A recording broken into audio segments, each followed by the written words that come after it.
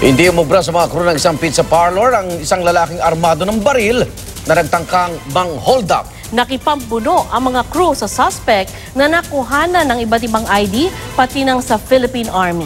Saksi si Emil Sumangil. Papasara na ang pizza parlor na ito sa Kalayaan Avenue mag-alas 10 kagabi nang may humabol pa sa counter, nakabonet at hindi nag-alis ng helmet at sa halip na umorder. Dumudukot siya sa bag niya. Akala namin pera, yun pala pagdukot. Baril pala.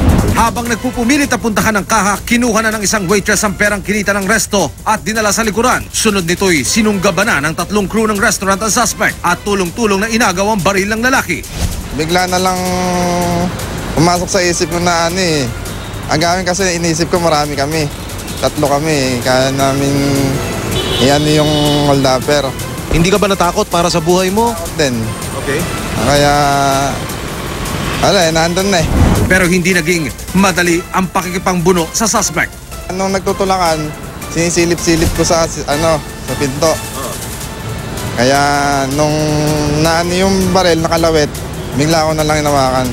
Nang maaga ang baril na overpower na rin ang suspect at nasuntok at napalo pa ng palang ginagamit sa pagluluto ng pizza. Nagkabasag-basag ang mga estante ng restaurant habang duguan ang suspect na tumangging magbigay ng pahayag ng maaresto. Kinilala siyang si Ventura Acosta Ramirez Jr.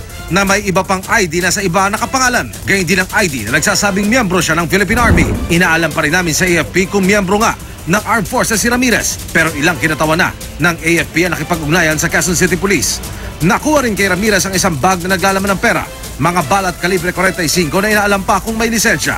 Ako si Emil Sumangil, ang inyong saksi.